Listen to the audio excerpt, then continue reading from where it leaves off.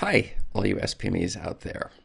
Today's question has 3 answers, and you're going to want to stick around for the third answer because it's a secret as to the one question you're going to need to ask yourself if you're going to get reviews. You're going to need to know the answer to this specific question.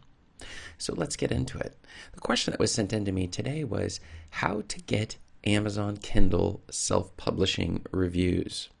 Now, this is a very common question because we start with the goal of trying to get as many sales as possible. We used a lot of effort just to get our book produced in the first place and onto the market. And now we're looking to see if we can amplify the sales that we're getting. After studying a bit, we begin to understand that reviews play a very important role when we're trying to get those sales. Now, the thing you're going to need to remember is that if we're going to get the reviews, then we're going to have to follow a series of processes. But which processes should we follow? And we begin to see that some of the terms and conditions that Amazon establishes are rather high regarding what we are and are not allowed to do. And so we begin to feel a bit hopeless when trying to follow their rules, but at the same time trying to get reviews, seeing negative reviews coming in, and then we're left wondering what are we supposed to do in that. And this is exactly what we're going to be answering today.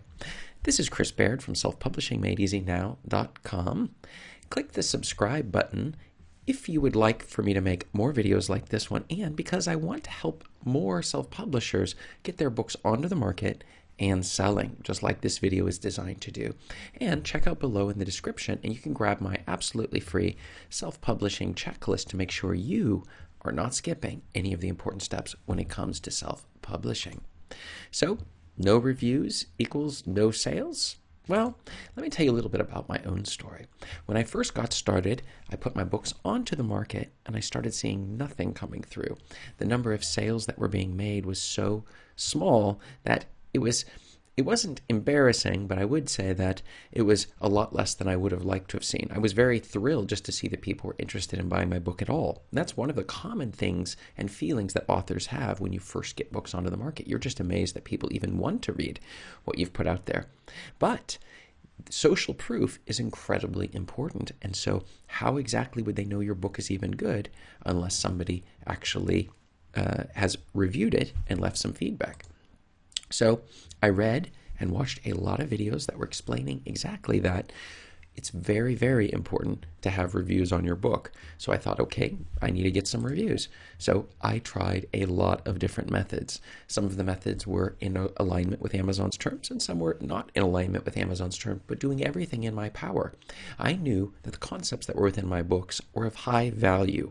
They were telling people exactly how to fix problems that they were having in their lives and going through a whole series of things that were scientifically proven and steps that would definitely improve things that they were doing. But how would I get them to read it if they weren't any reviews?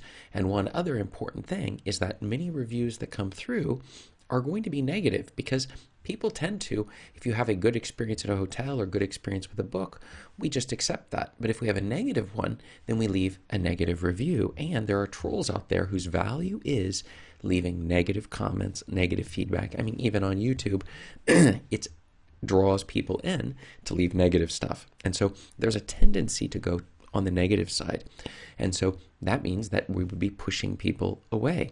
And that creates quite a bit of a problem. And so you try to follow as many methods and try the different strategies that people do. But then a lot of the people I was listening to were started getting warnings from Amazon because of the methods they were using, which I will explore on the next when I get to the answers. And they ended up getting some of them getting their accounts even shut down because of the tricks and strategies that they were using in order to try to get this one figure to be a bit higher. One in particular that was like an earthquake was when somebody who was dealing with review swapping ended up seeing themselves getting forced arbitration from Amazon and $100,000 forced arbitration suit against them. So I don't even know how that one ended up, but this person was from Canada. I think they were 18 years old or something. And they had had a lot of reviews. They'd been taken down. They were dealing with virtual assistants doing review swapping, and that ended up being like an earthquake as a reminder that it's serious business here, because Amazon is in their best interest to ensure that all of the reviews are actual. And even if the review swapping is done with trying to keep people honest regarding the honest reviews, whether they're positive or negative, the fact is that Amazon, it's within their rights to go about doing this, and they like to use forced arbitration because then it prevents it from coming out what exactly the terms and the agreements that were made. So the thing that I ended up finding was that by running ads, and that was a very powerful one, I could bring traffic in and continue to see the sales coming in, and I could ask people in the books to leave reviews, and also using your email list in order to get reviews. And then you start seeing the sales coming in. Now, I would say that many of the other techniques were a lot more effective at bringing in reviews and increasing sales, but I'm not willing to take. Everybody has to decide what your risk threshold is in terms of the review front, and you're going to be a little bit surprised regarding what is illegal in Amazon's terms and agreements and what is not. So let's get into it. So, how to get Amazon Kindle self-publishing reviews? Well, let's talk about the ones that violate Amazon's terms. And here are a few. Review swapping would be a violation of Amazon's terms. If you review somebody else's book and they review your book, this is a violation of Amazon's terms. And the reason being is because you'll be compensated. This is not an organic review, which is what they want. You'd be compensated because if you left a negative review, the person you were reviewing, they might leave a negative review on you. So you would be pushed to leave more of a positive review. And the same goes with virtual assistants, where you hire somebody to go find some other virtual assistant who would then read the book and leave a review, and they're in the same loop, because if they leave negative ones, well, then other virtual assistants would not be willing to review their books. If that makes any sense. I hope that makes sense. Let me know below if it's unclear what I'm talking about here. And so that would be also a violation, because there's a compensation going on of some sort, even though it's a little bit in the background. The other is friends and family would be more likely to leave positive reviews, but these are not organic, and these are people you already know and asking them. This is a violation of Amazon's terms. And the other one would be compensating people, giving people some free thing if they would leave a review, giving people all sorts of areas there. Amazon does not have a problem if they're part of like the Vine program, and this is like advanced review teams where you're paying a fee to have people review your books in exchange for, and they would get the book for free, and you would pay to be part of the service. This is not a violation of Amazon's terms because they're the ones who are setting the whole thing up. So this would be a legal way of doing it within their terms of agreements. And then the final one that will get you in serious trouble is paying people just right out on Fiverr to leave positive 5-star reviews for your books. Those people on Fiverr found themselves also getting sued. I think it was hundreds and hundreds getting sued back in 2018, if I recall correctly, for setting up services on Fiverr where they would leave lots of 5-star reviews. And since they see magically authors getting tons of positive reviews coming in, they know that those are not real reviews. I even remember somebody I was recently talking with who had gotten a latest Seth Godin book on Audible, commenting that there was a lot of reviews on his that were 5-star reviews that were, the reviews didn't even comment on his book. They were making comments that would not even be relevant for his book, but would be somebody else's book. And so this created a bit of chaos and thinking, why is this happening? And the answer is, there's something shady going on here. There's a violation of the Amazon's terms, and you can get your account completely frozen for these sorts of violations. But even big-time publishers and authors, which I'm not claiming regarding this, they could just be accidents that people happen to be leaving 5-star reviews that have nothing to do with the book on these particular ones. But even they understand the importance of the reviews. And so you'll see a book comes out onto the market, and suddenly it has 1,000 positive reviews. And let's just say this isn't organic. They're doing something that's triggering these reviews, and usually it's going to be in violation of Amazon's key rules. So this is something you're definitely not going to want to do. Number 2, if you wish to be following Amazon's rules, you need to ask, you can be asking in your book, please leave a positive review. But if you say, I will give you something for that positive review, like a free copy of my book or anything along those lines, then suddenly it's no longer free. You can also, by the way, you can try this with on your email lists, asking your email lists to do it, setting up an advanced review team, an art, right? Where these people would be receiving emails from you, and you would give them free advanced copies of your books in exchange for reviews.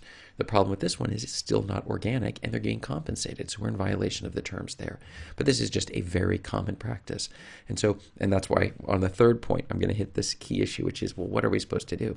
And the final one is giving out free copies of your book, which is you can set your book to be on a free promo where the book will go out onto the market, and for like 5 days you can do it. If your book is an Amazon Kindle Select program, you can put your book as free for 5 days, and you'll see a ton of downloads. The downside is people who get stuff for free, it attracts trolls. People will be very negative, and so this also can trigger you getting negative reviews against your book, and that can cause you to lose a lot of sales that otherwise you would be making for your books, which can be, as again, a very painful experience for a lot of people to discover that, oh my goodness, I put these books onto the market and now I'm getting only all these negative reviews, and that causes your sales to drop. There is one positive light here. If you take books, some books with low reviews, like even 3-star reviews, they still make sales because they can at least see some people are positive and some people are negative. One of the ones was 50 Shades of Grey, was one of these books where the book was put out, it had a lot of negative reviews. It was like a three-star, but it was still a bestseller. So just because it gets lower reviews doesn't mean you're sunk. It's just if it's only 1-star reviews, then we have a problem. And this is a reason why we want to optimize our book and make sure that there aren't like grammar mistakes and things like that. It looks like it was written by somebody from a non-English speaking background, which is not a problem. It's just that your readers are expecting a higher quality book. So we need to make sure that the book is as high of quality as possible when we're going about doing that. So those are a couple of the ways to follow the rules, but let's get to the key question and the secret answer of today, and that is that you have to decide what levels of risks you're willing to take in getting reviews. And I know a lot of people are like, oh no, you need to not do this or not do that, but then they tell me about their advanced review teams that they've set up in order to get reviews, or asking friends and family, and these are all violations of Amazon's terms.